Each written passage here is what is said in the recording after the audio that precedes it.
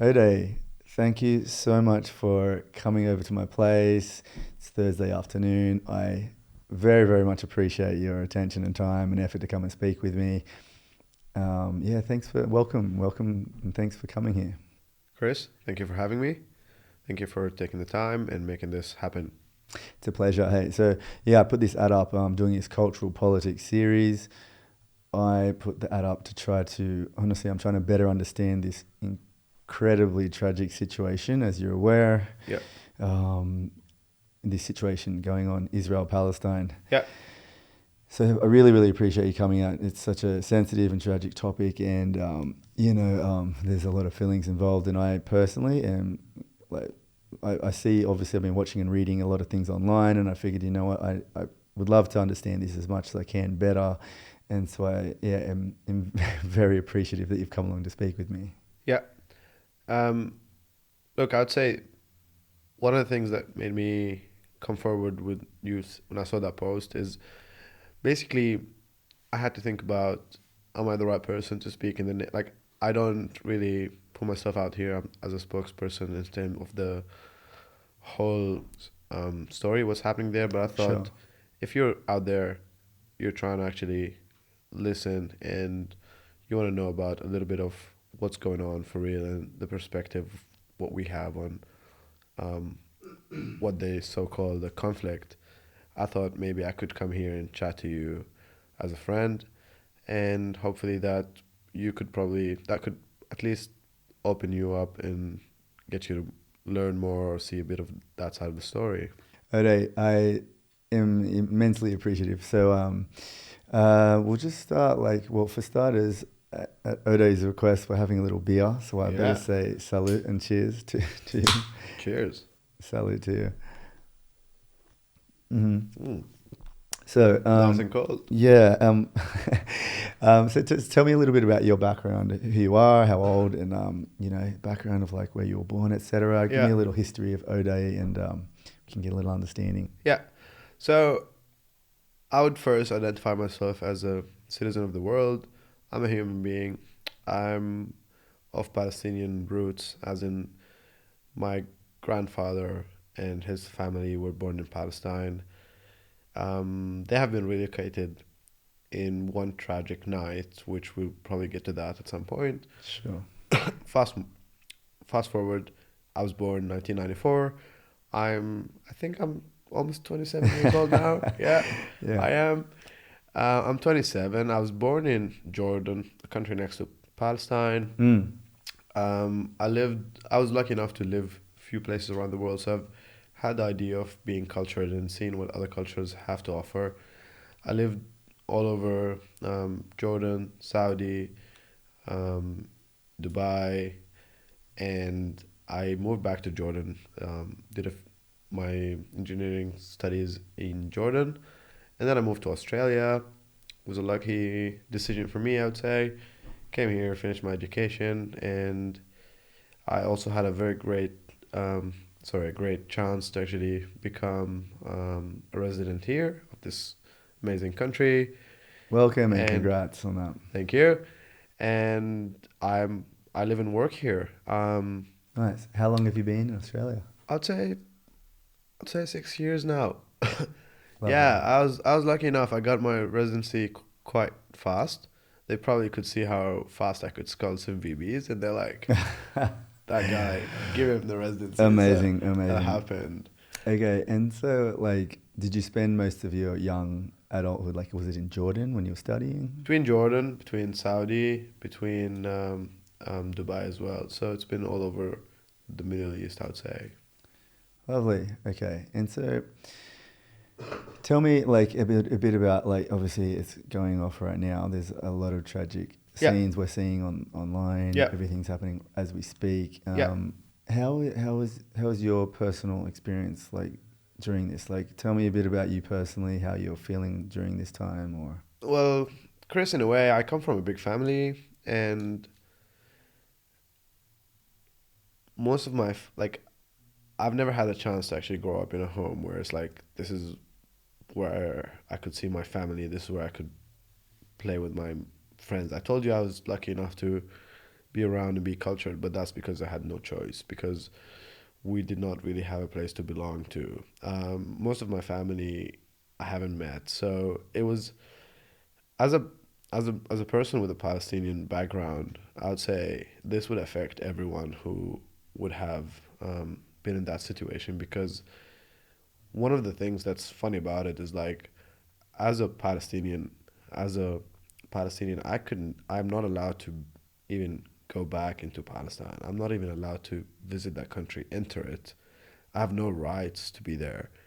Although my family, we owned land, we owned parts of the land, we were farmers, and then Mm. suddenly that was taken away from us. So, and it's funny enough, because now as an Australian citizen, I could probably go there to visit what it's called Israel.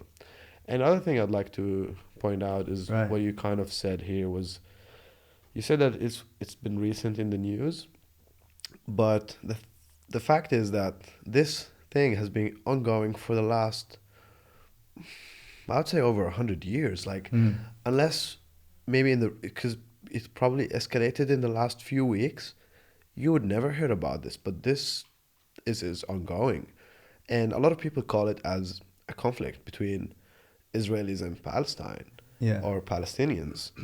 But it's never been a conflict. Like, calling this a conflict is an understatement for what really is happening there. How do you see it, and what do you?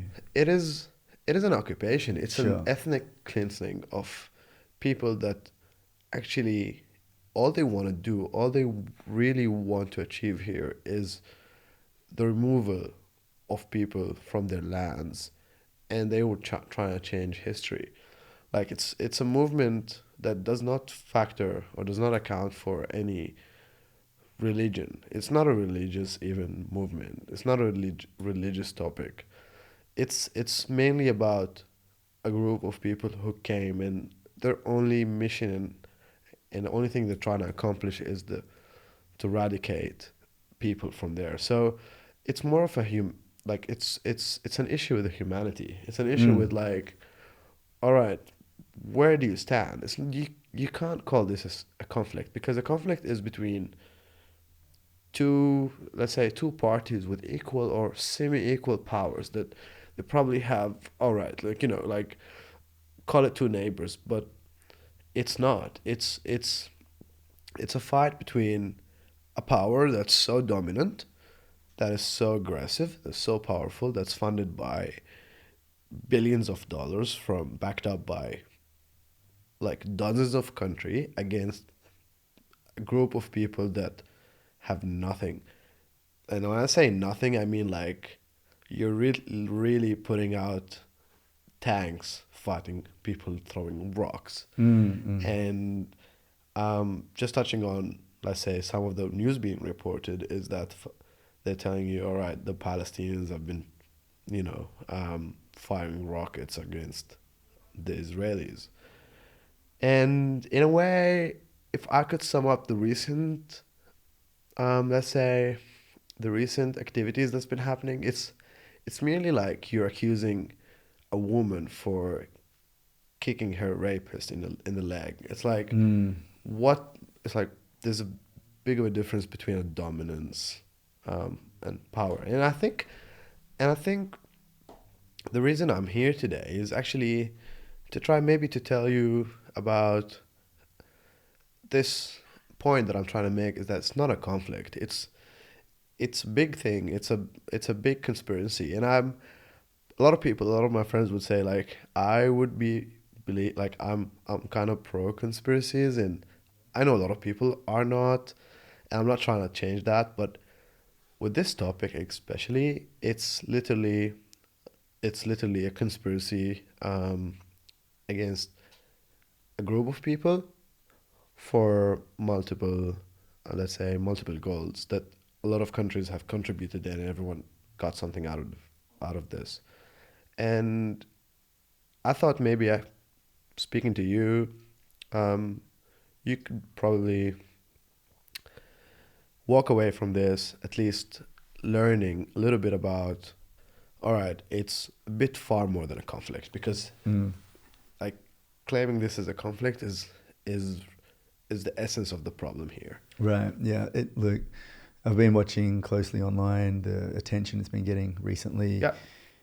Videos being pushed around, and it's incredibly like graphic and tragic. And Yeah. yes, you definitely get the sense, especially from a lot of the online activism going on, Yeah. that you're right, that doesn't seem to be like a conflict, which is what I keep seeing, pushed around, and the messages being exactly as you mentioned, that it's like the power imbalance is too extreme to be called like a conflict, So, tell me, are you religious? Are you what religion do you follow? Any religion? Look, I wouldn't, and that's something that probably would come off as, I don't know, a lot of people could probably see it. I'm a Muslim, but I don't think I'm the most religious person in this room or in any room I could be in. However, I would not. One of the things I'm trying to say here is that this also is not about religion. Sorry, this problem is far beyond that, and some people try to make it and put it in this way, in this context, but it's far more than that. It's mainly about people. It's more about nation. And one of the things that really excited me about coming here and talking to you is because, yes, as I said, you probably have seen that recently in the news, saying, okay, this has been getting a lot of attention. And my comment was there that this is ongoing. This has been ongoing for years. Let's say, same intensity, same brutality. It's just no one used to cover it. Sure. Before social media, before people could meet each other and talk on a podcast and just put it out there, it was the only news you would see was reported on some CNN, NBC, Yes, or whatever mainstream media, and that's already, like, we already know in any topic, whether it's stocks, whether it's weather, whether it's whatever, it's always controlled. It's Sure. always controlled by Big Brother. It's always controlled by someone who's pushing their agenda. And Sure. I think the reason that this is starting to get more attention of people is because, it's not controlled by mainstream media anymore. Although we're seeing the big companies are still trying to enforce their agendas here, but right now, I would say in the last 20 years, maybe you and a lot of people out there would only see what the mainstream media would show them, Of course, around this yes. topic. And that's like, all right, it's probably a conflict.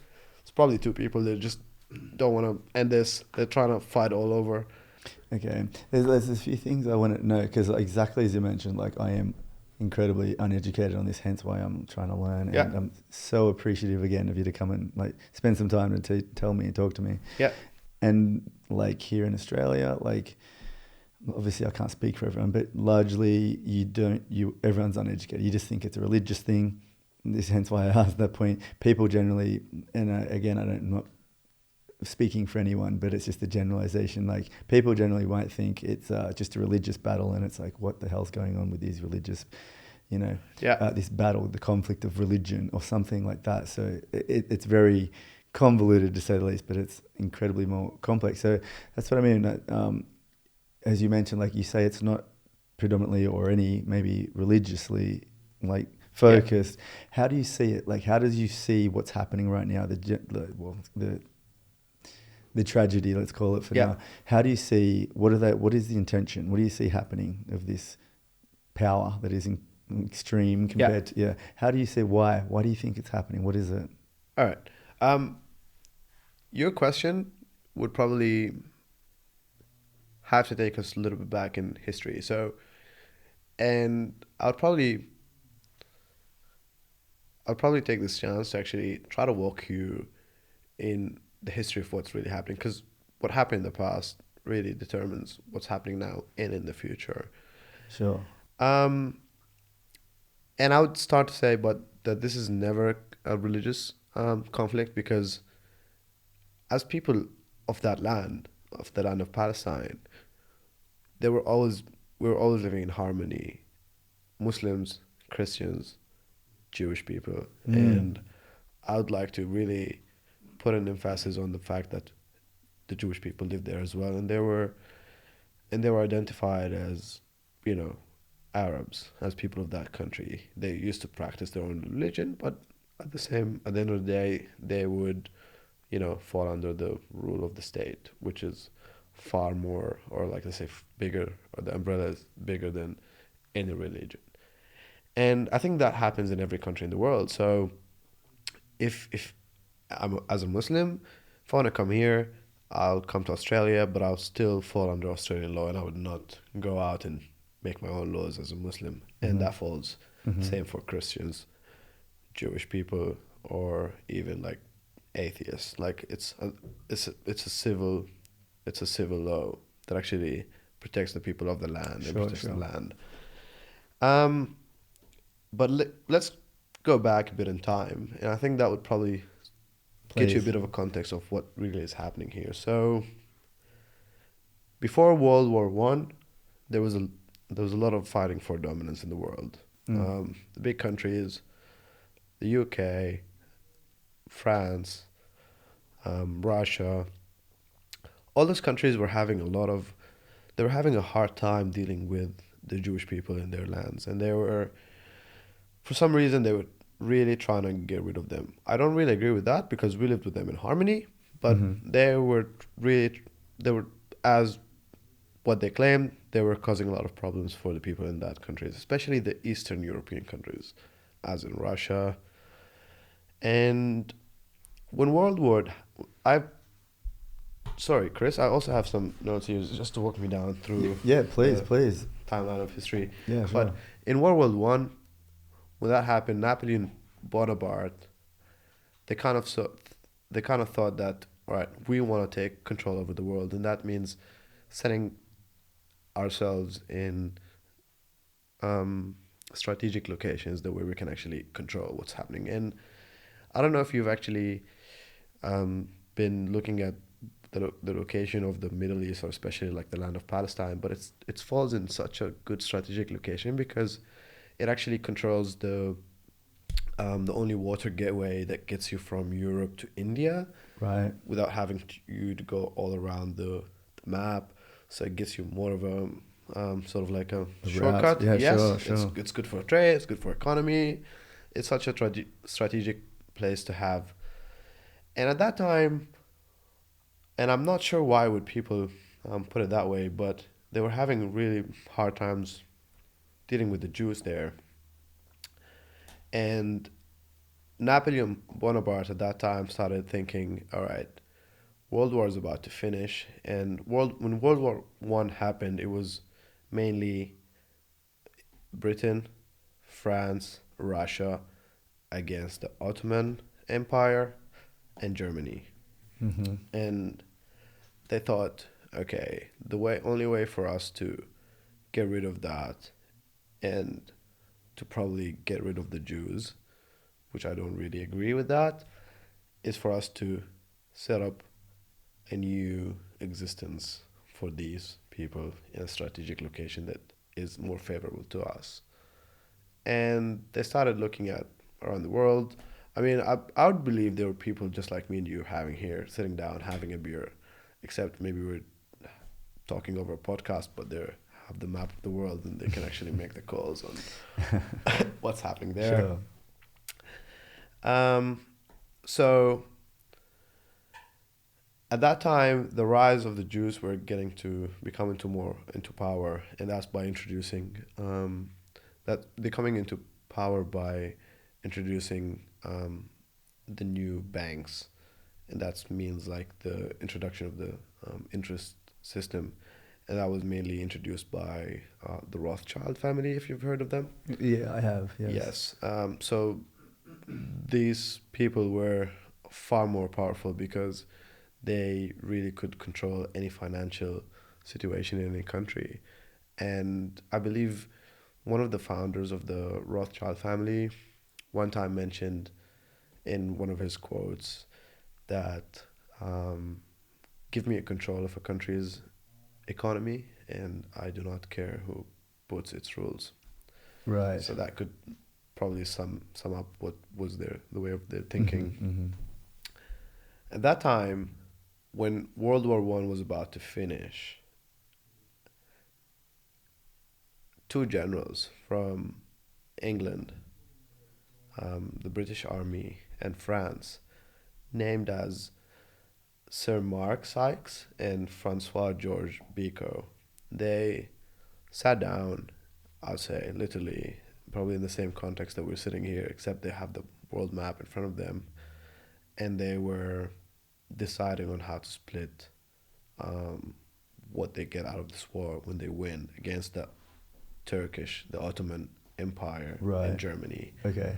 And just a bit of background here, at that time, that the whole Middle East was ruled by the Ottoman Empire. Sure. So whatever you know now as Syria, Iraq, Lebanon, Jordan, Palestine, it was all under one empire. Right. These people were using the land, but actually they kept the people there.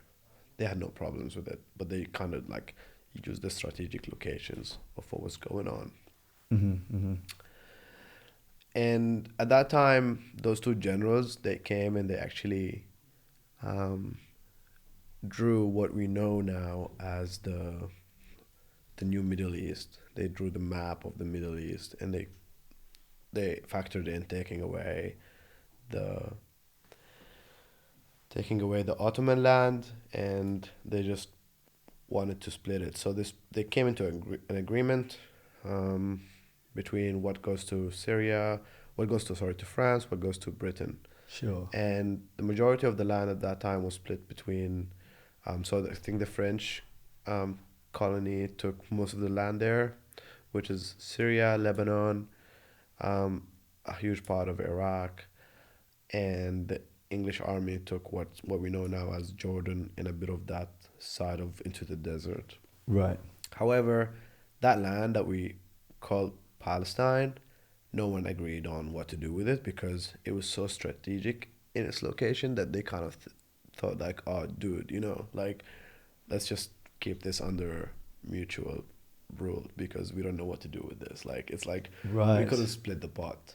Okay. Interesting. Yeah, so they kept it under international, not international, but both of them ruling it. Okay, so that was the end of the First World War. Yeah. That they divided up, which goes to France, colonizing, which Yeah. goes to Britain, and that place of Palestine, that Yeah. area was so strategic they couldn't actually give it a place to one or the other. It was Yeah.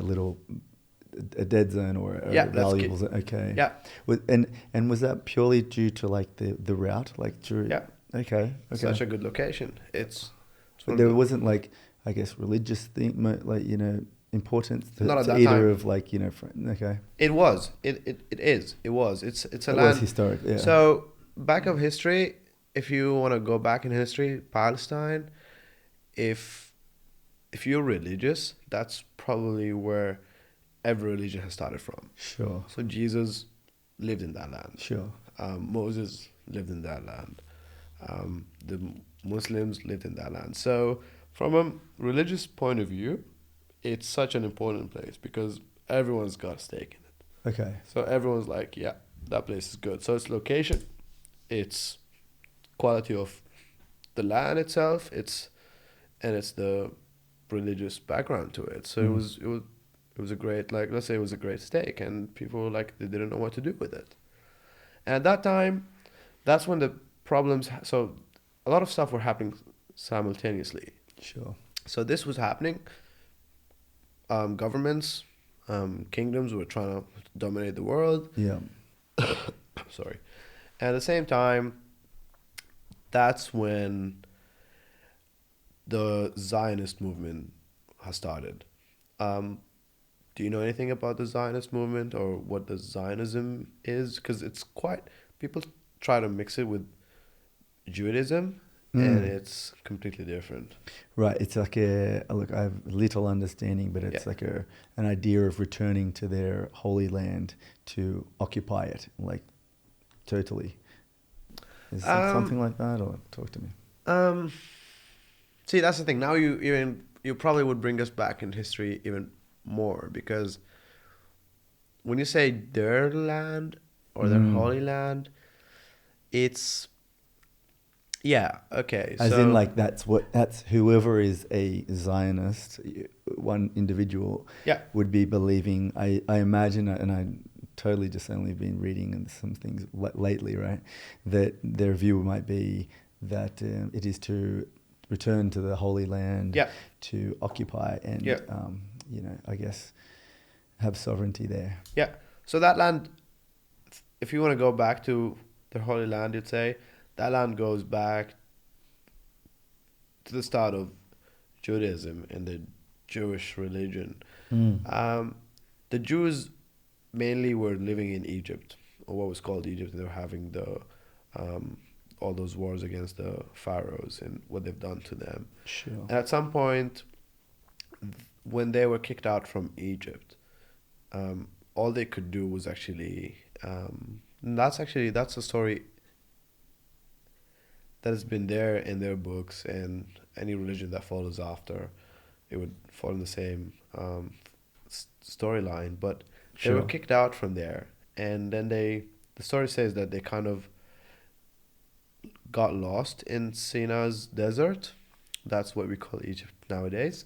They got lost there for 40 years, and until they reached to the land of Palestine, and they occupied it from the original people who lived there, which were we call them in Arabic the Canaanites, I think Canaanian. I probably don't know the exact translation for that name in English. That's my Sure. bad. What is it in? It's they're just people of the land. They were like Arabs. They were Sure. people who lived there. And what empire or land would that have been then? Do you know? Like, It was those Canaanian okay, Canaanites. I think I'll probably be able to remember we can that. look that. Yeah, sure, Yeah. sure. So they even occupied that again, and then it was another war again, and that's what their religion says, that all right, this is what the land that God promised us, but they never stayed there for that long because, they were fought and they lost. They're trying Okay, to take another land that's not theirs, sure. and that's when the Jews went all over the place.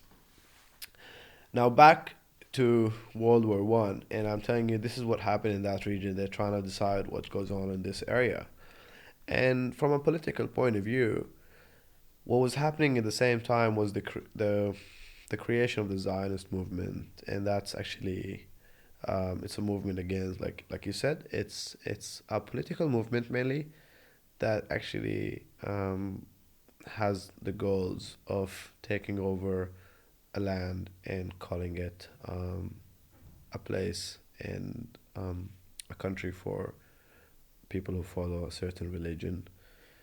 Okay, and it's linked to Judaism and who Yes. yes. Yes. Yeah. So they were really powerful people because they owned the financial systems in the world.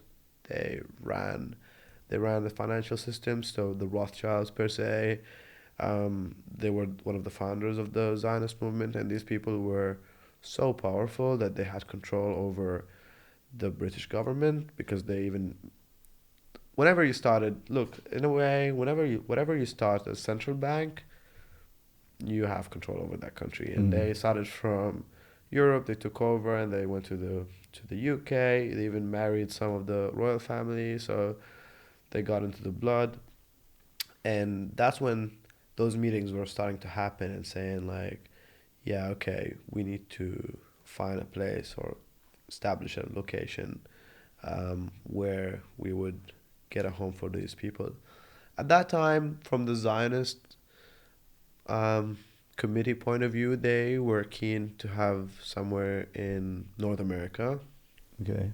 However, the political side of it, the play between the French and the British, they decided that we could look at that land and give it to them. And their opinion, thinking that mainly it's far better for us to have someone or like from a Jewish presence in that area, because would be beneficial for us more than if it was an Arab state.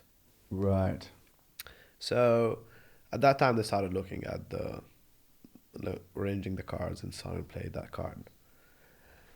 And that's when a really important person in this formula called Halim Weizmann, he was the first guy to start and, let's say, establish a document or a constitution of what they call, or let's say an ambition of calling it the Zionist or the Jewish state, mainly the Zionist state.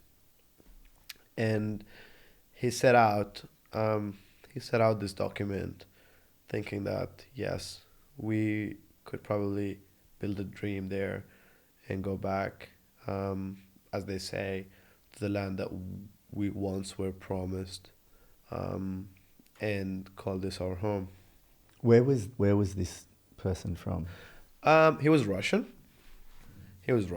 And sorry, I will probably take that back. I probably think he was either Russian or from German background. So Okay. he's Jewish, either Russian or German. Right. Okay. But he was really, he was a good brain. Like he knew what he was talking about, and he was one of the most influential people that started this Zionist party. And that, like, yeah, our goal was to establish a country or a regime based on just bringing back Judaism and calling this Israel. Right. And so that, like, when that started, that movement of Zionism from this person, was that when the idea of, like, creating this Israel, Yeah. the state of Israel, was around the same time? Was that the same? Yeah. Okay. That's when it was proposed. Okay. That's when it was proposed.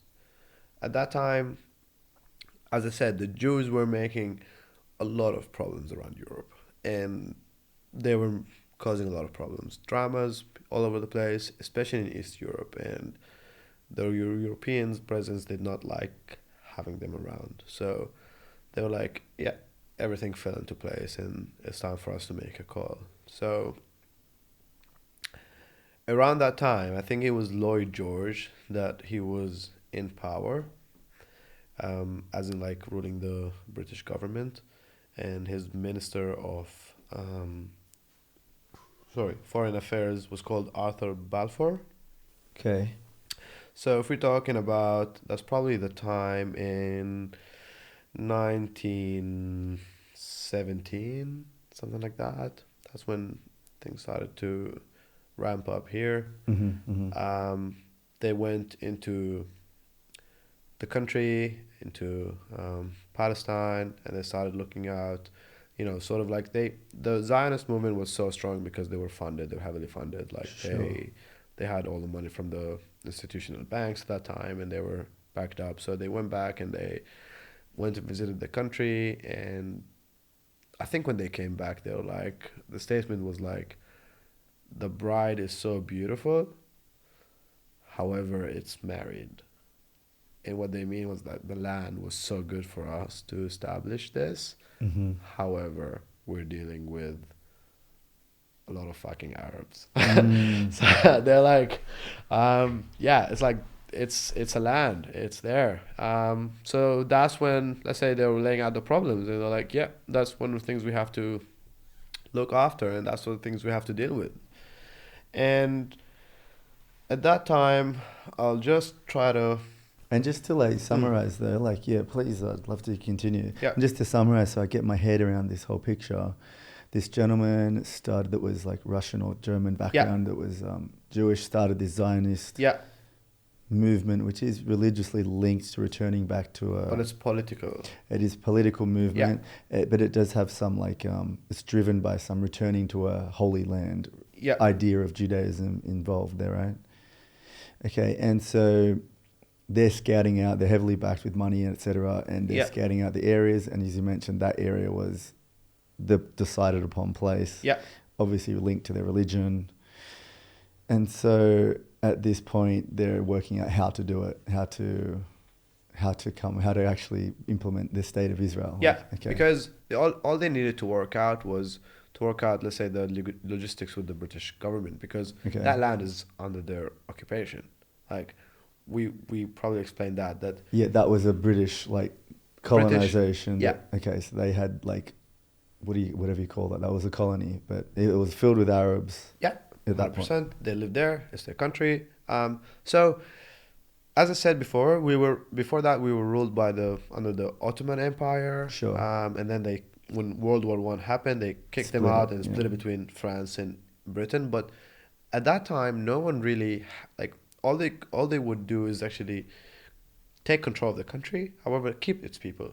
But they want to take control of the country, as in like they make the rules here, they take the Of course. strategic position of it. Yes. But Okay. And no so, one is actually like kicking people out. No one has any other agendas. But like, okay, that's us dominating the world. As in mhm. the same way they've done when they occupied, like when Portugal occupied Brazil, when Sure. Spain occupied. Everyone needed a colony. That's what happened. That was the fetish back then. Of course. And so, what was the area called? What was that location called before the Zionists decided to make an Israel state? What was it? Is Palestine. Okay, so it's called Palestine. Is it historically, for how long has it been called Palestine? Do you know, like, or what was it? Because there was the Ottoman Empire, but when it got Yeah. broken up into, Yeah. like, what was, I'm trying to get the origin of. When the Ottoman Empire took over, it was still called Palestine. So you'd still Okay. have, but it was like more like, it was called the land of Palestine, and that's like, how do you know how in Australia you have, let's say, North Hill Shire or like Sutherland Shire, which is probably Caringbah, Sure. Cronulla. It's like a few areas there. Sure. So that was called the land of Palestine. Okay, and did they divide it up into, or as they drew the map up to, like, was there a country named on top? Like, was it just all Palestine? Palestine. Sure. Yeah, when Sykes and Biko, the two generals, split up the Middle East and they drew up the map that we know today. Sure. They split it up between Lebanon and Syria, but the land of Palestine, it's just they never made a call who takes it. Okay. Yes. Yes. It's like, I understand. this is shared pot, so Sure. we'll keep it here. So, Okay. Okay. and at that time they needed something to do with it, and that was already what's happening. So at that time, the Zionist movement, all they had to do was actually they never really thought about the people there. All they had to do was actually convince the British government, actually not even the French one, because then, let's say, their objective was let's work with the Brits, and then the Brits will have to work with the French. And it's Sure. yeah, that's how we do it. So that's when they started pushing for their agendas, and they started saying, okay, and actually, the only favorable thing that also actually worked their way was they always could convince them that in that location, because you really want to, like, they both agreed that they did not really want to let that area go. So Okay. they're like, we want to keep that. Okay, do we keep it? But they were like, if this area was a Jewish state, it's probably far better off for you, for your own strategic goals, than it would have been an Arab state. Sure. I get you. Yeah. Because ultimately they want dominance over the world. And it's, there's a saying, I think some people say it, especially from Palestine, they say that God has created our country so beautiful that it was unfair for the world. And they just wanted to, see that gone away. So, so that's when people started coming into play. Theodor Herzl, he's the father of the, let's say, the Zionist movement in terms of changing it into deliverable actions and what do you want to see here and Okay. what do you want to do here, document the people. They used to have meetings in London, and they used to actually plan out the way that they're going to take this over.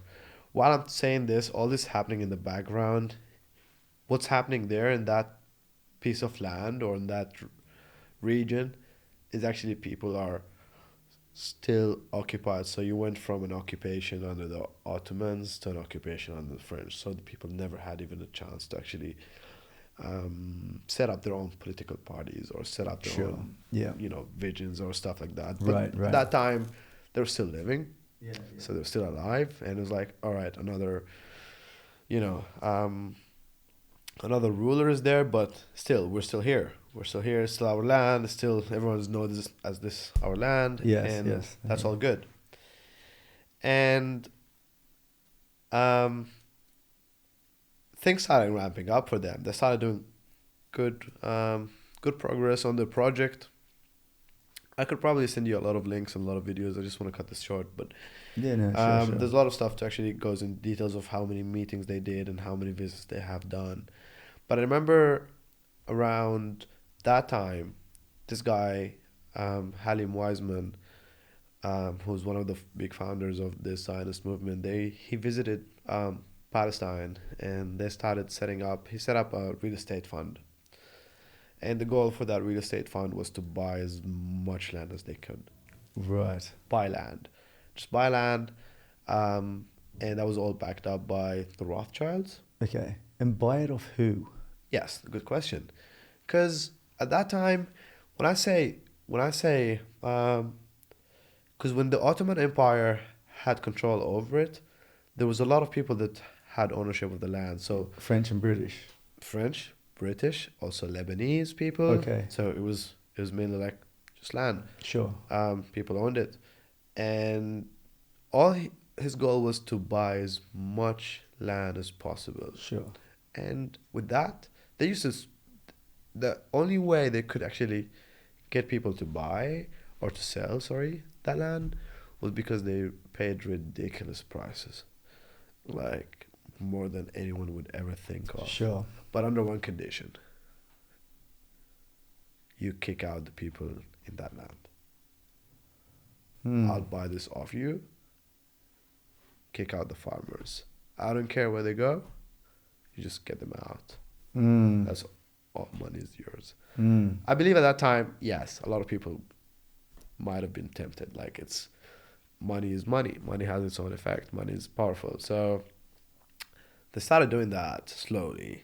And then in 1917, when I think at that time who was ruling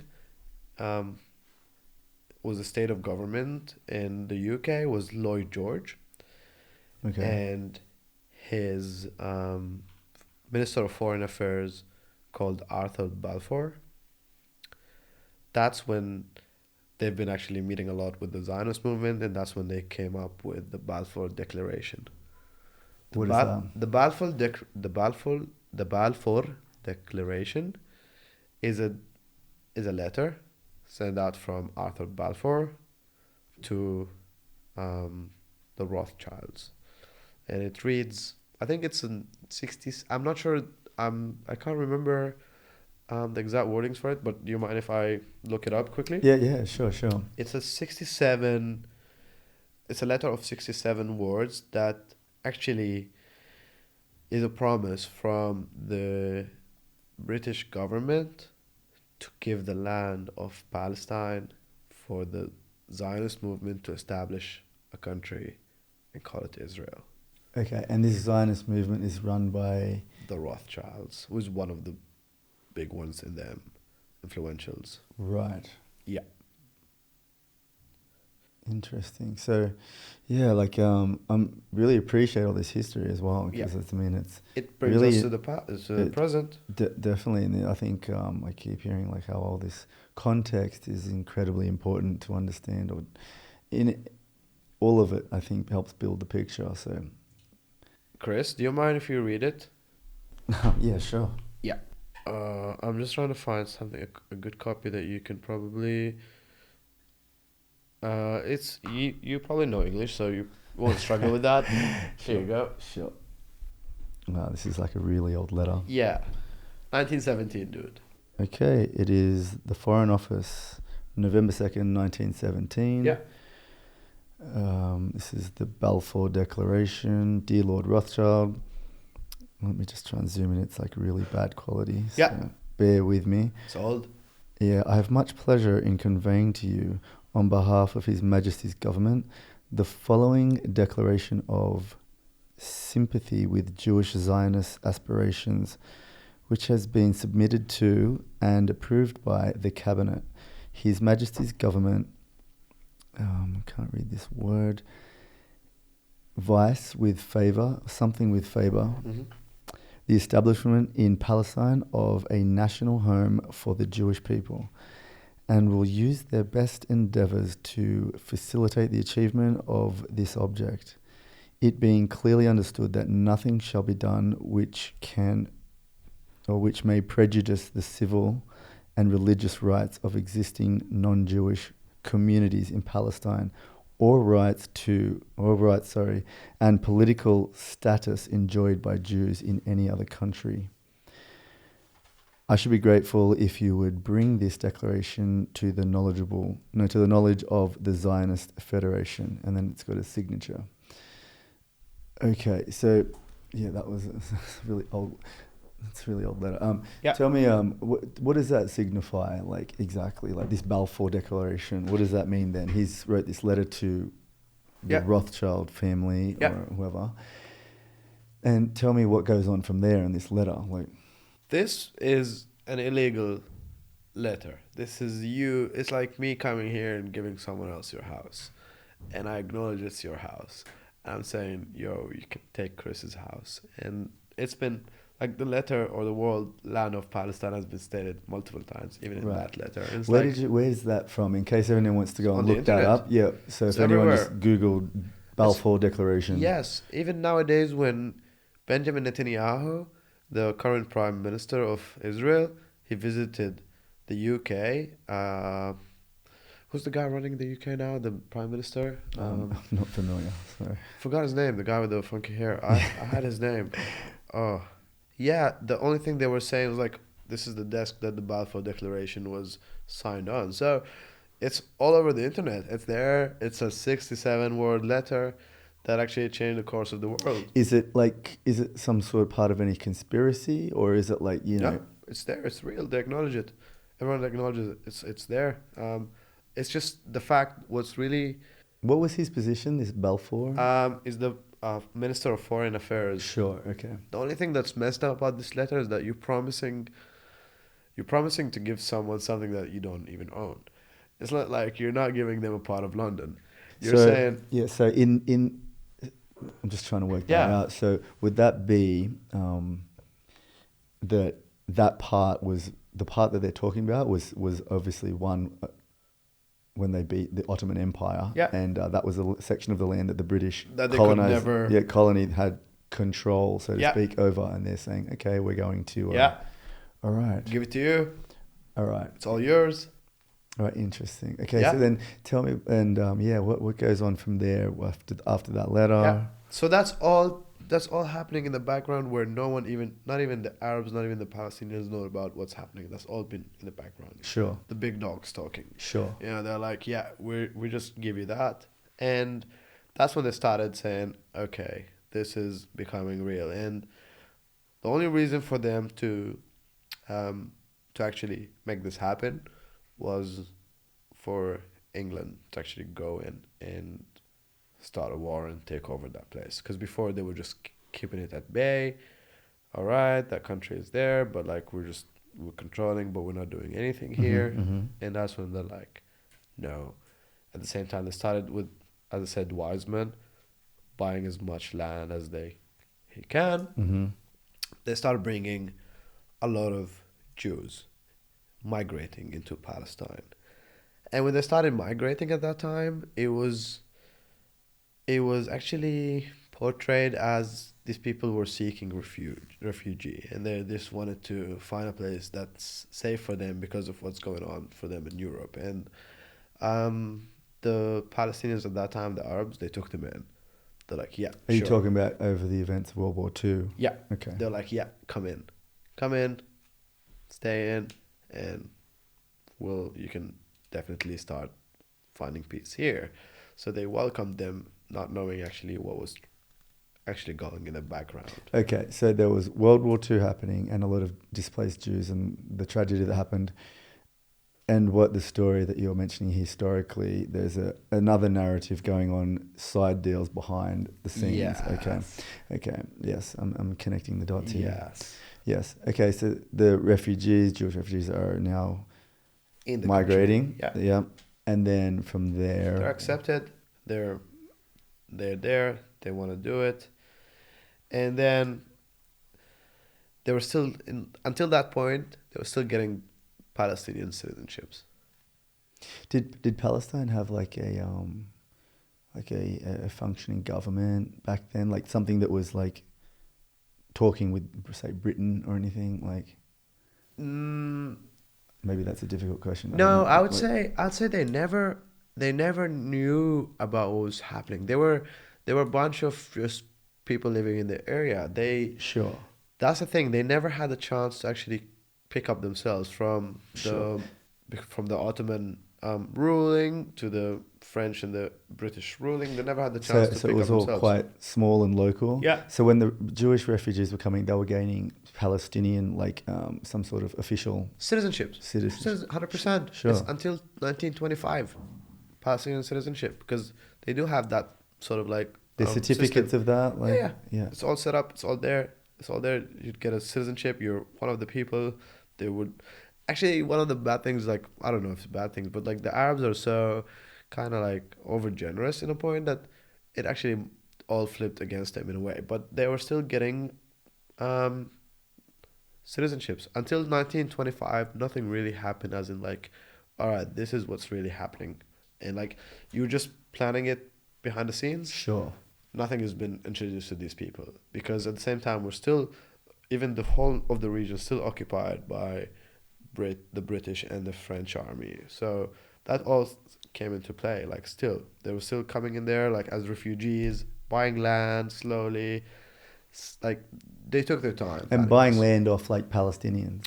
Some Palestinians, some people who were not Palestinians, just on the stake in that country, because it was like all coastal areas. So we had a few owners, but yeah, I would say they had a few owners of the land. But the people mainly living there were the Palestinians. Were like, mainly, when I say Palestinians, are Arabs Mm-mm-mm. who spoke that country. They were from all sort of religions. So there were Muslims, there were Christians, and there were Jewish people. That's why when more Jews came in seeking refuge in this part of the world, they were like, yeah, come on in. Like, Sure. we'll have you. Mm-hmm. We can all have you. It's a good place. And that's, until that time, they were just working, let's say, inwards. As in, like, the Zionist movement was working with the Brits, working with the French, working with the Americans. They were just, because, when World War II happened, the shift of power changed from the United Kingdom to the USA. So the Zionists were all over the place, and they knew what they were doing. But that was always happening in the background. And until 1925, that's when that movement started thinking and said, okay, look, we maybe have to start thinking about the rest of the Arabs there, and how can we deal with it? And that's when they have had a big player in the game. A guy called Thomas Edward Lawrence. He's known as the Lawrence of Arabia. Right. Yeah, so this guy is also a major key player in the game, and he's changed a lot. Because what that guy's done is mainly he went to he went he's in English. He's an English person. Sure.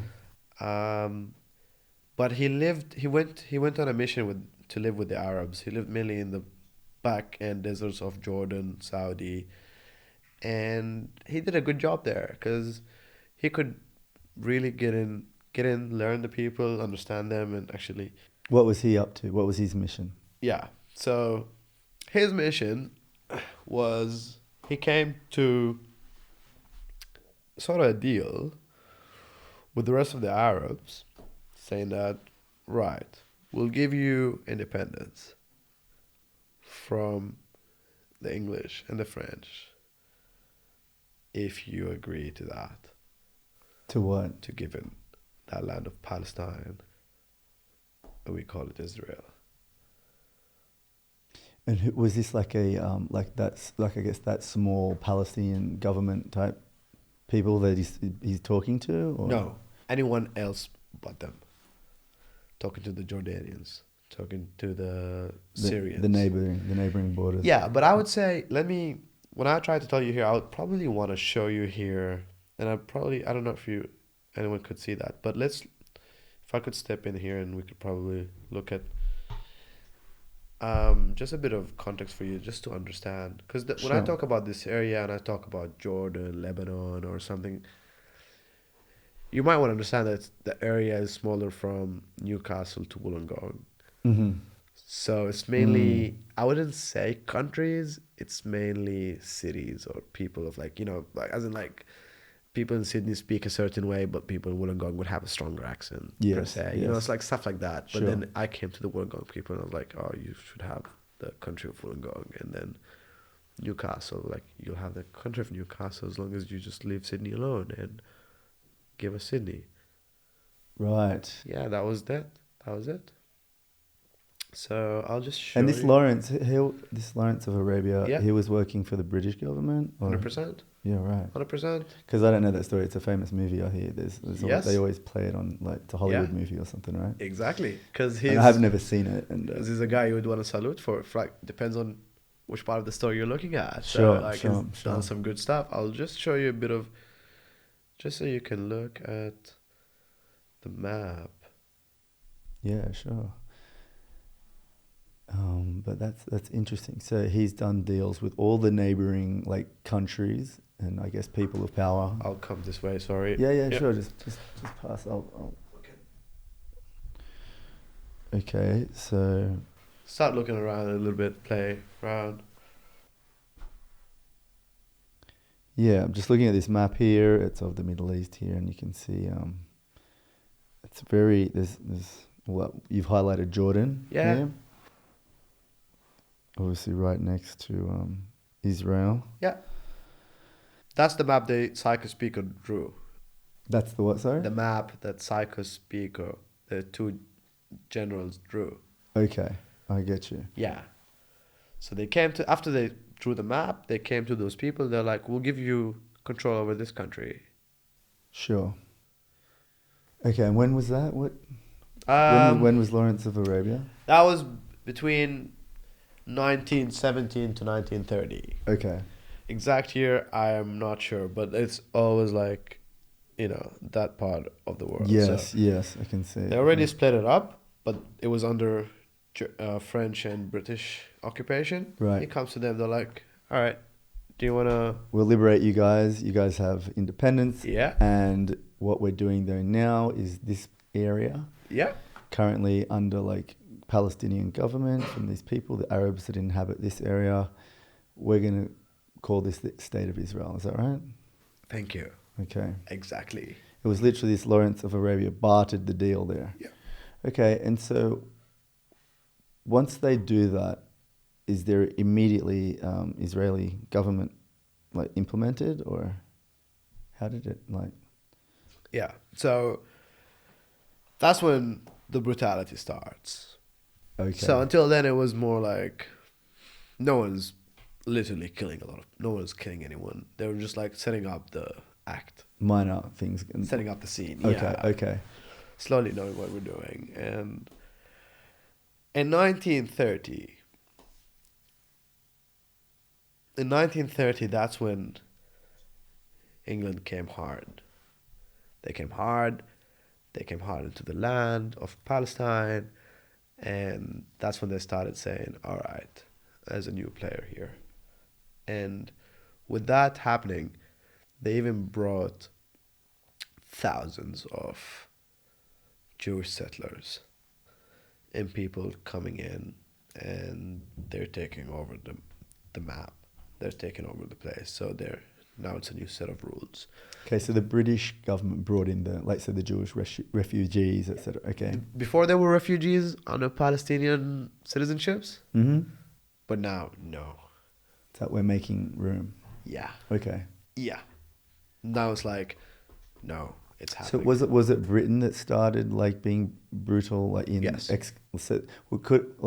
mind you, I'm not trying to like guess anything here, and I totally don't understand. I'm learning everything I can from your story here.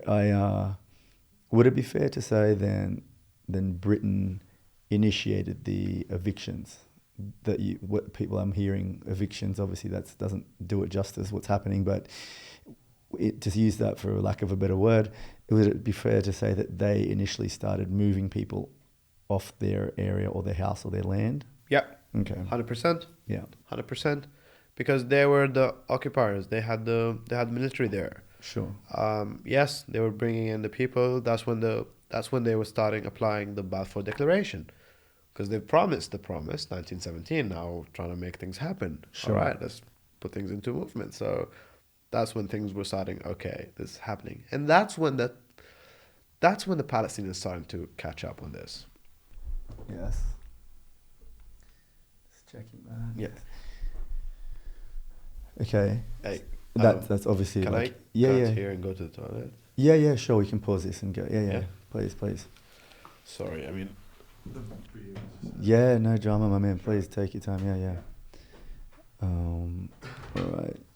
So this is quite intriguing. I'm just getting a history lesson of what's been happening in this area, built up from I guess what sounds like a hidden political agenda formed by Jewish institution, coalition, group, whatever you want to call it, with power, with money, with influence and connection through Britain behind the scenes, economically, to say the least, that has then decided upon a Zionist movement to move back in and occupy or govern the area of what is believed, I guess, religiously, the homeland of Jewish people, or how that plays out. So this is intriguing. I've never really understood anything like this, nor watched the Hollywood film of Lawrence of Arabia, but to hear him play a part, which I'm obviously very uneducated to know nothing about his role, what he's even done, but to barter the deal from this Balfour Declaration to initiate the occupation or the handing over of governing rule over this area from the British colony to the Israelis, the Jews, to create Israel there.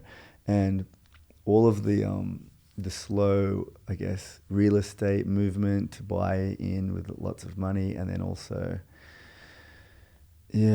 to bring over refugees after a tragedy of World War II by the British government, to bring the refugees in and actually start implementing or moving on native Palestinians from the area, moving them off the area. So, that sounds quite horrendous and quite difficult, and an incredible tragedy for, as you can imagine, for native Palestinian Arabs living in that area generation after generation. Odai, really appreciate the lesson in history, and your eloquence and explanation, all of this, and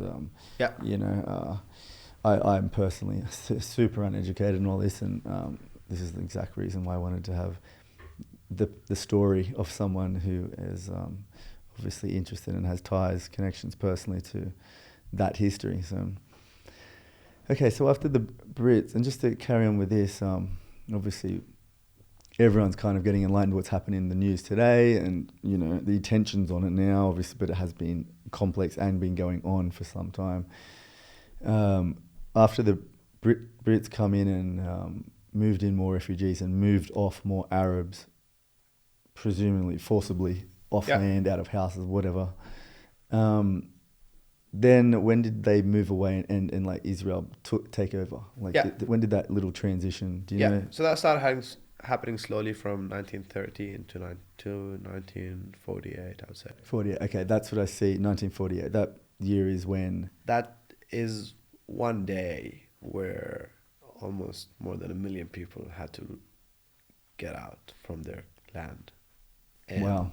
Yes, Was that under like Israeli military, or was it British military at that point? Until that point, like transition was slowly happening. So at that time, there was this guy who comes into play called, there are two main people who came into play called Theodor Herzl and David Ben-Gurion. And these, so now you're bringing in settlements, you're bringing in, so until 1930 they started saying, yeah, they're setting up to Sure. make the Balfour Declaration happen. And Sure.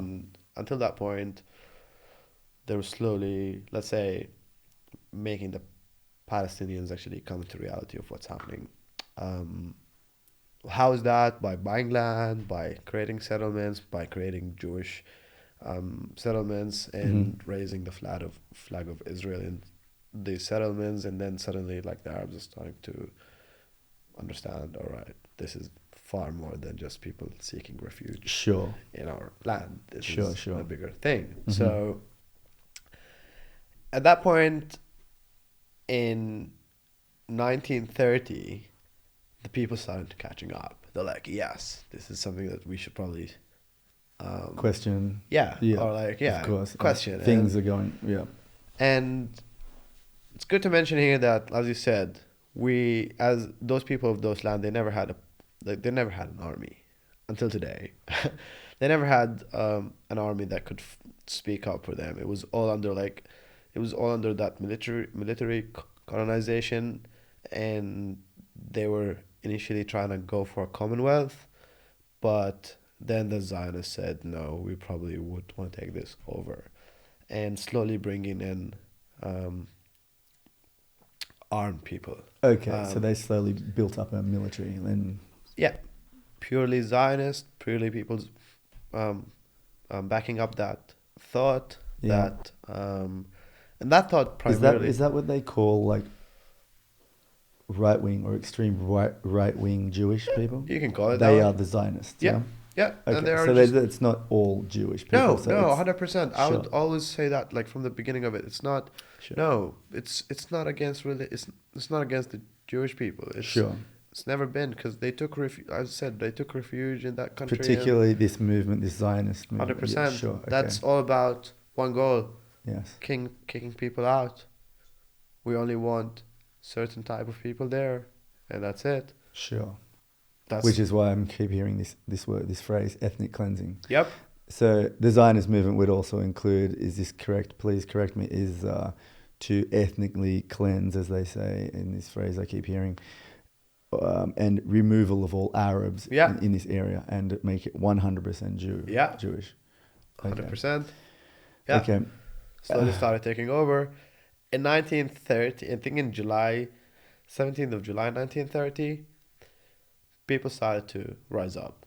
And at that time, what they did, the Palestinians there, they raised black flags, and they're trying to say, all right, we're going to strike.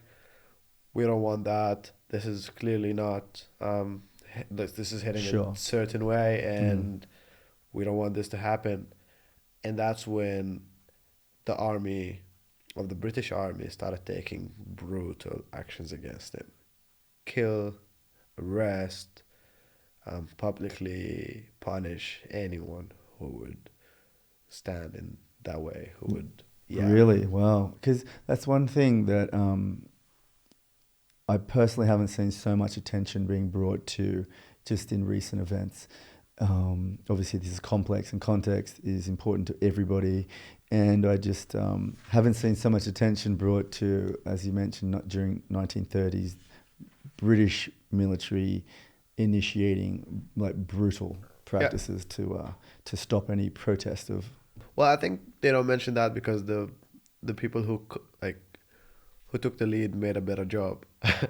They as in the Israelis Yeah. that did it worse. Yeah. Okay, I understand. And, yeah. Still, though, I think it's like that's why I'm so so thankful you're telling me all this, because like I don't know, but that to me, every part of this story is valuable. You know. Yeah. So That's why when you ask me, I'm like, let's go a bit back in history, because that's what really makes the difference here. well, you are laying out an incredibly articulate, detailed historical case politically through national control of areas and alliances, and then also the hidden economic, I guess, creation of the Zionistic movement and implementation. So, this is like incredible. So, Yeah, to carry on, please. I'd love to know exactly how that played out till today. Like, if you have Yeah, that, you know. yeah, yeah. There's a lot of details that probably I've missed out, but I'm trying to capture the essence of the story. Sure. So, and when that happened, let's say what was going on back in the UN kind of stuff, where you actually meet with people and countries meet and talk about it. One important factor, because when the transition of power started to happen to the States, I'm not sure who was running the United States at that time, but um, they sent out people to go and investigate what's going on in the Middle East. And what those, and I don't have the names of these people, but I could look it up and send it to you. But those people came back with saying that, right, in order to achieve that Zionist plan, this would actually, like, I think I probably have something that I think could say about exactly what was going on. And they said a good statement there that they said, yeah, so those Americans came back with recommendations saying that it was best for the Palestinians to make a call about the destiny of that piece of land, because Sure. at that time there were over 1 million people living in that part of the world, Sure. and that it will take over 50,000 soldiers to actually make that transition happen. Okay. However, no one listened to those. There were no ears for those Okay. reports of these people, and they still kept going with their agendas. Okay. And that's at the same time, that's when Lawrence of Arabia struck his deal, and it's like, yeah, we'll give you your own freedom as long as you sign on this, and Sure. they have the rest of the Arabs. Sure. And that's when it was purely the Palestinians left alone as people, Mm-hmm. Mm-hmm. and it was for them to deal with what's coming. What was coming was actually a brutal domination, Of course. fighting for that land.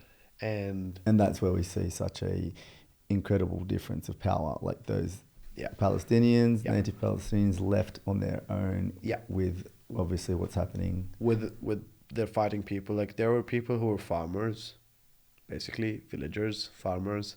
They were fighting people with artilleries, tanks, Sure. rifles, Okay. um, political education, even war education. They were fighting generals. Like the UK took over the world, and they were fighting that. They were against that kind of stuff, and Mm-hmm. they still tried to resist. They still tried to do that, but they were, as I said, they were killed, slaughtered, put down, as in like, no, you can't do that. That's something we don't allow you to do. And that's when slowly the very trained group of Zionists started setting up their own, let's say, how do you say it? Like their own groups of people that are just well educated in the art of war, and they started taking over the land slowly. Okay, just creating their military. Yeah. 100%, Yeah. 100%, backed up by pretty much everyone. And one of the one of the really weird arguments that they really made in, let's say, UN hearings, is that they never, they always try to refer to the Palestinians as, they never called them the Palestinians when they were discussing that part of the world in the UN. They always called them as the um, Mohammedians, and they kind of wanted to reference them as not a group of people that belongs there.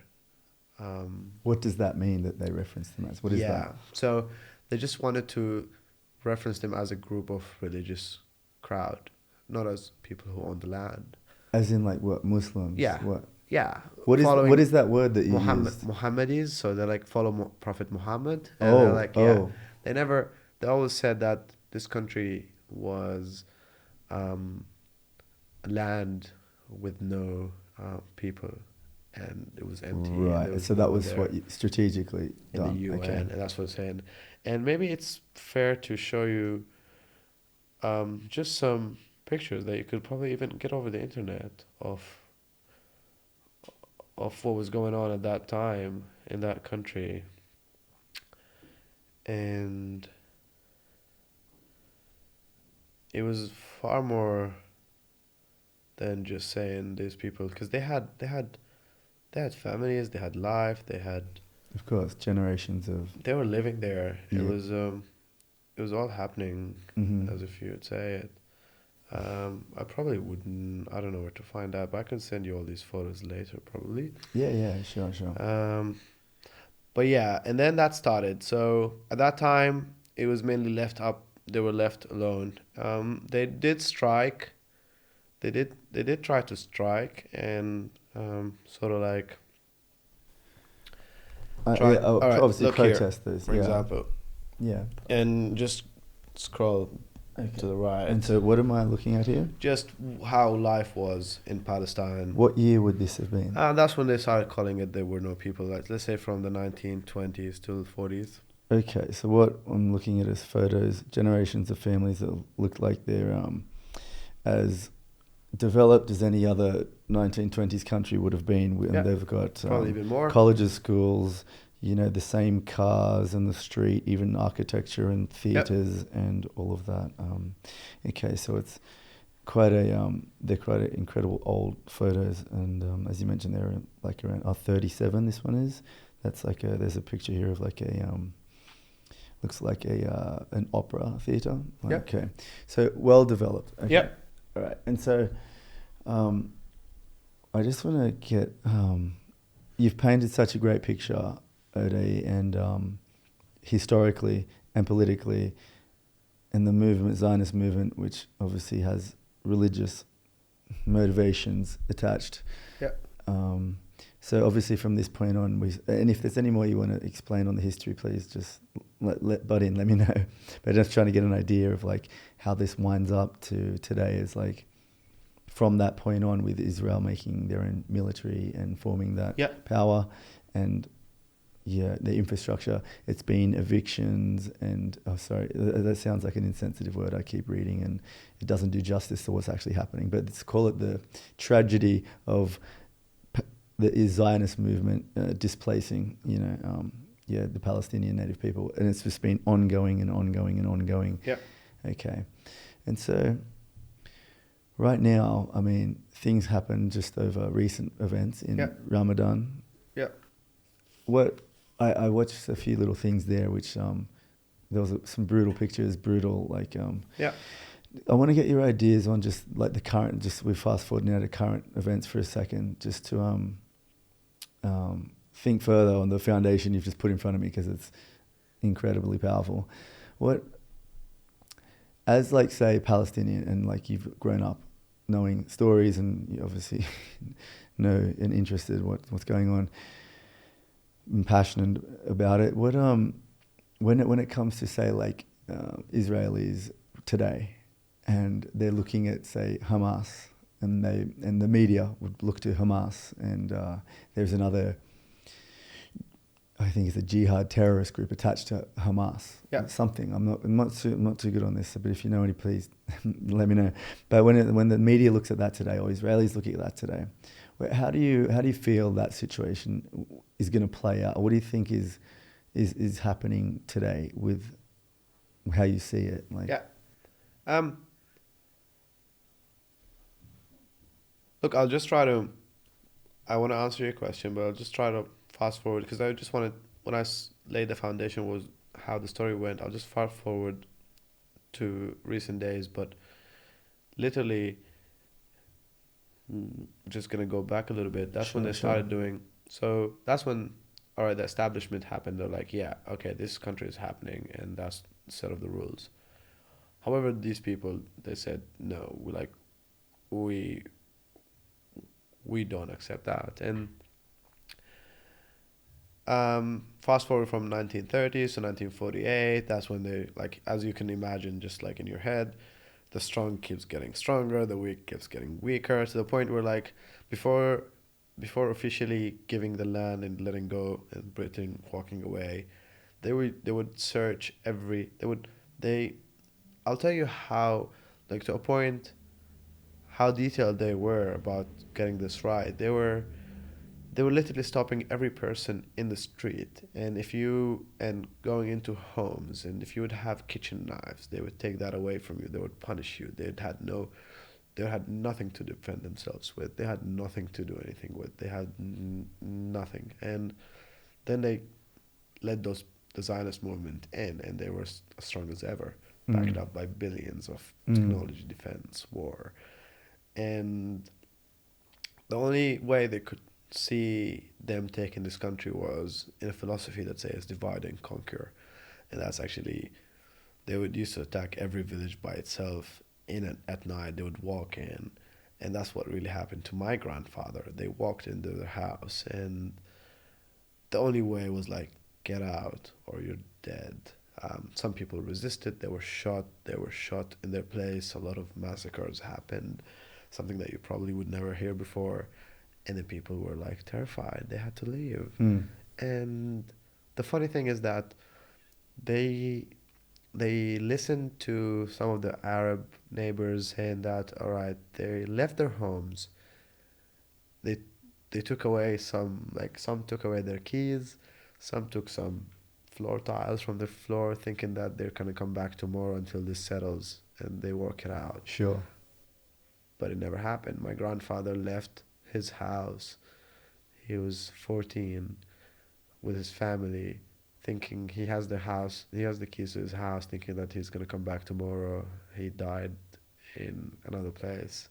Never saw his house, never come back. So when you talk about that kind of terror, it's very terrifying. However, a lot of people stayed. A lot of people said no, and they started taking. So that's when they started thinking internationally that, all right, this is not happening because these people are pretty held to their grounds and they want to be there. So they started proposing the ideas of splitting up the land between West Bank, all those like things you hear about today, which are really not, they're not rational even. And that kept going. I'd say I'm not gonna go over every conflict that, I'm not saying conflict, but every clash they have had. Yeah. But it's ongoing, man. Sure. It's been ongoing all the way from the 30s until last week. And what happened last week, even today, like it's still going. It's still ongoing. And there were like some resistance movements started. Some people would get along together and they would start, resisting or fighting back, and sometimes developing sort of like weapons. When I say weapons, like compared to what the Israelis have, it's like fireworks. When you call Hamas, like I would probably, they also infiltrated that somehow, by dividing even the resistance in so many agendas, so many ways, and so many, let's say, parties. But when you call Hamas as a terrorist group, it's like kind of unfair, because you're like, it's what are you fighting? It's like, in a way, when you say that, it's similar to you right now. If let's say a small kid comes in and tries to assault you, it makes you angry, and you look at him and you're like, you really want to hit him back, and you don't sometimes, because you know that there's a difference in dominance and power. It's like, yes, it's hurting you, it's annoying you, but what can you do to that boy?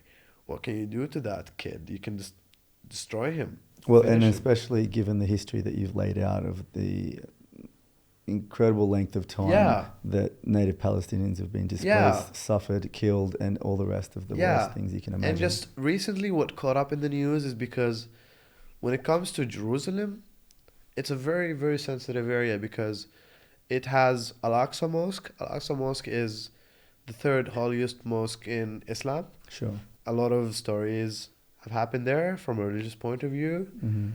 as well as what the Israelis claim for them, that there was the temple, Yes. the religious temple, that they really, their agenda ultimately is to bring down the mosque and to build Solomon's temple. Okay, so they actually want to bring it, level the mosque, and rebuild a temple. Okay. Yes. Yes. Well, this is where, like, obviously, you've laid out a lot of political Yeah. ongoings, power struggles Yeah. through nations, and tragedy and atrocities. This is where, say, if I guess anyone is ignorant to the entire picture, Yeah. but would point to simplifying as purely religious motivated from, say, a Zionist perspective, Yeah. you know, because that sounds like as deeply religious and sacrilegious you could act out, like to level a mosque and rebuild you know. Yeah.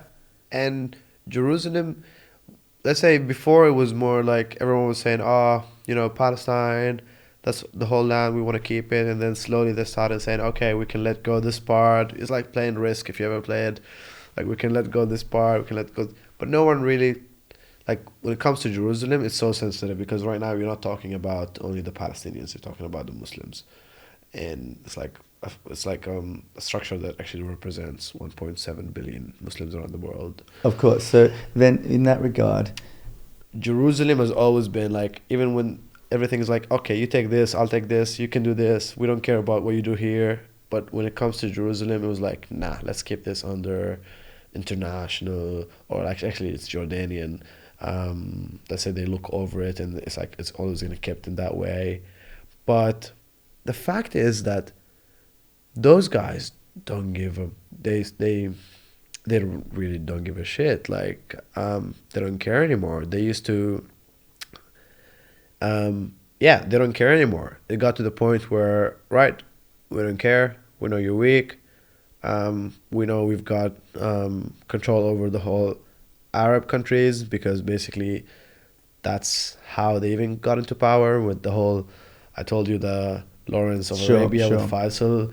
Like, they all signed up on this, and it's like, yo, it's time for us to make this happen. So just recently, when Jerusalem was supposed to be like that whole holy part of the world that, like, it's always going to be sacred and no one's going to touch it, and that was what their deal was all about, the Israelis, they just stopped caring anymore. They're like, they got so strong and so, I don't know how to say it, but like they just don't care anymore.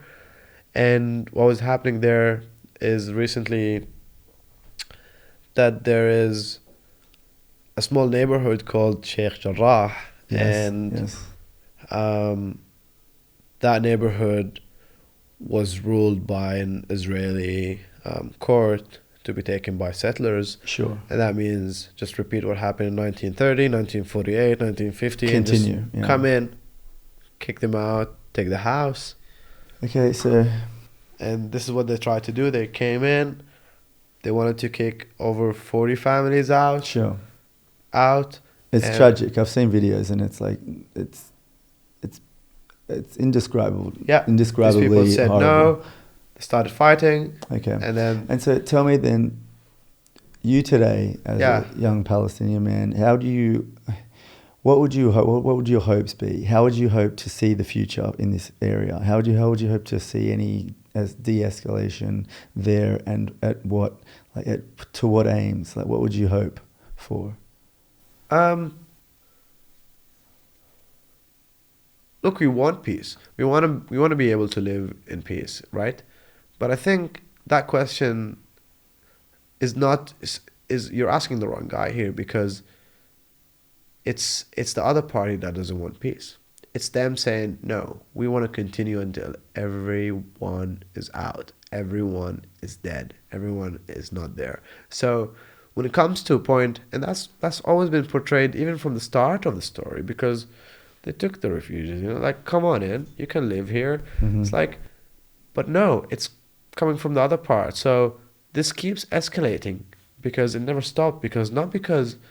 Well, we've all admitted, you probably know now, that the Palestinians are so weak. As in, like, They don't even have the means or ways to actually start an attack or plan one or go after the strong.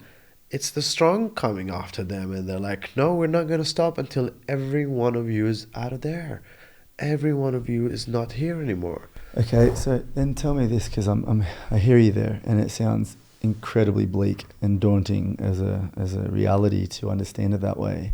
I'm wondering, like, so obviously I don't want to put words in your mouth at all, but I imagine you might obviously want the Israeli army to stop forcing Palestinians out, for at least right now, to stop forcing Palestinians out of their homes, and, you know, for one, stop harassing them in their homes, etc., in the streets, etc.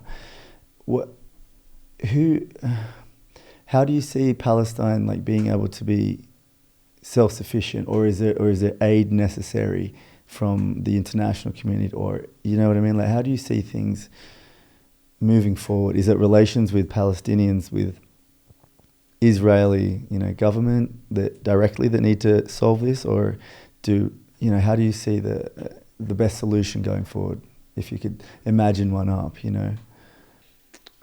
I think the best way moving forward is for more people like you, like a lot of your people listening out to this great podcast, is just for them to start actually becoming aware of what's happening and realizing that this is not a conflict. This is not a group of militants trying to fight the prosperous Israel. Because I don't know, to be honest, I don't know how the future will portray itself, but I know that it was never the Palestinians who started things or made demands of things. But yes, you asking me, do the people want to live? Yes. Do they want this to stop? Yes. I don't know if we can make claims right now or like demands of having those or that regime, that apartheid regime out of that place or put into justice and correction. But all you want to see is that more people are just trying to, or starting to actually see the real story here. Because of all what's happening, like all the history that I told you, and they were always portraying it outside that it's like some people who are trying to just, mess around the prosperity of Israel. Those, like, when you come and talk about Hamas or Gaza, I'm not pro-war. I'm not pro-firing rockets at anyone, either way. Sure. We don't want that. No one wants that. Sure. But when you talk about Hamas or you want to talk about Gaza, for example, do you know that when COVID started, Gaza never had the disease? Because it's so under siege, even COVID couldn't fly in there. Even COVID couldn't get into there. They don't have ports. They have no It's under hospitals. complete blockade, right? It's the biggest open air prison in the world. You have 2 million people, I'd say 5 million people under the smallest area you can possibly put them out there. And they're just weak. They're just people. They just want to have a chance to actually live a life. That's all they want to do. And when you look at even the recent escalation, they did fire a few rockets, yes, but compared to Israel has an Iron Dome, if you know what that is. That's a whole technology of fucking military that can shoot up rockets in the sky while they have for people that are firing fireworks. Yeah. So I think I remember seeing there was like 13 Israelis killed at the start of maybe Ramadan when Hamas first fired. And now you look at the numbers and it's obviously like there's a large difference in like the death toll and injuries, so it's clearly skewed. In the power is very evident. Yes, but ultimately, Chris, it's really And I think you should probably look more in the media and listen to the perspective coming from people who are pro-Israel. Mm. And the only way they want to stop is when they've brought everyone down. That's not us saying. We don't like, even if I would say, even if, let's say, we've got that kind of wish, we're not even strong to make it happen. Like, you can't even say it out loud, because like you're not even able to make anything come towards that or make it even happen. But they're the ones who are like, no, we're not gonna stop until this all finishes. And by all finishes is like every Palestinian is out of there, dead or alive. They don't care. They just want them out. Like, Mm. it's the only regime in the world. It's a racist regime. Like, imagine coming here to Australia, and while you're checking in the borders, they tell you, oh, this line is for everyone else, but this line is only for the Jewish people.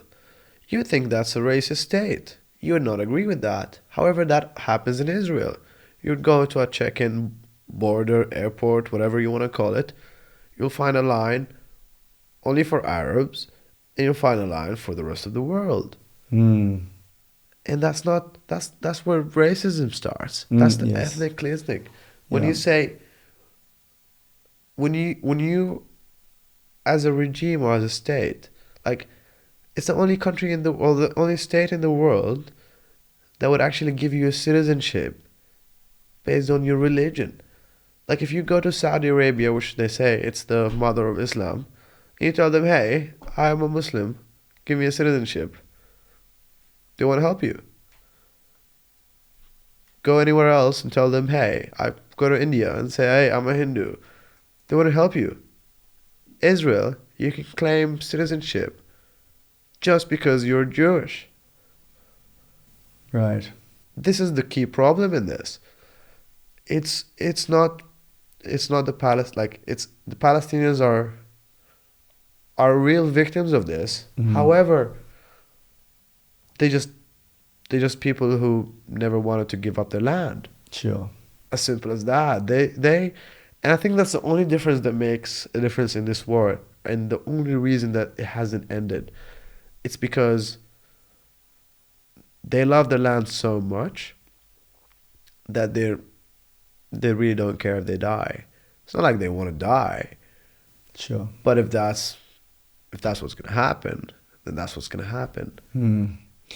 Are your parents around? Are they? Yeah. Where are they? Jordan. Okay. Yeah. By the way, 70% of the Jordanian population are of Palestinian heritage, or they were actually Palestinians. But I told you, in one night in 1948, over 1.2 million people lost their homes and they relocated. Otherwise, they would have been shot dead, and not even anyone would have mentioned anything about them. My man, look, I'm incredibly grateful for you to come on and speak to me and explain all such sensitive and incredibly tragic history and really articulate it well.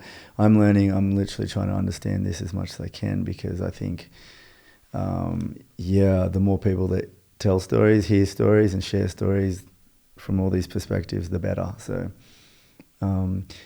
is there anything else you'd like to say before we wrap this up? Just anything else you feel like you want to mention on this? I just probably would want to say that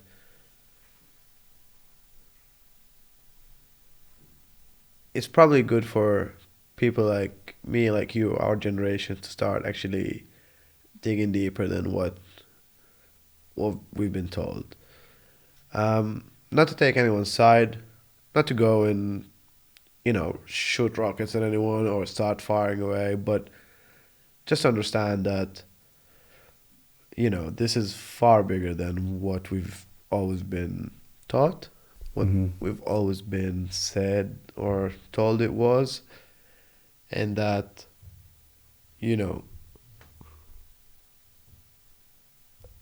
like, maybe what we can do is actually at least try to just become aware that, hey, it's far more than just a conflict.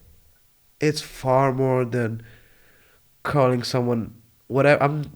Doesn't matter. I don't support Hamas. I don't support any other militant. But it's even it's how we call these things. It's not.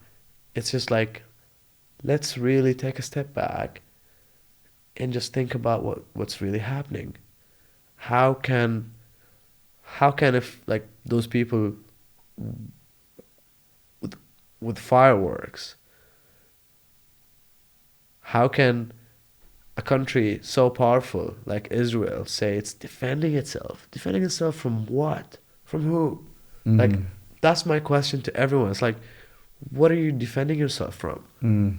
You have it like, you're the dude with a tank. A guy with, even if he's not right, but if you're driving a tank and a dude just hates you for it, throws rocks at you, you wouldn't shoot him. You would just walk away thinking that he's probably jealous. So just saying that you're defending yourself from a guy firing a rock at you, I just think we need to start thinking about that stuff. Odai, I think you're right. This tragedy needs an incredible amount of attention, an incredible amount of attention for people that are suffering, to help de-escalate and help and reduce, if possible, suffering. Yeah, Odai, my thoughts, my prayers, my heart goes out to you and your people, native people of Palestine, have suffered obviously for generations. So yeah, I really appreciate you sharing your story. Thank you, Chris. Thank you for having me.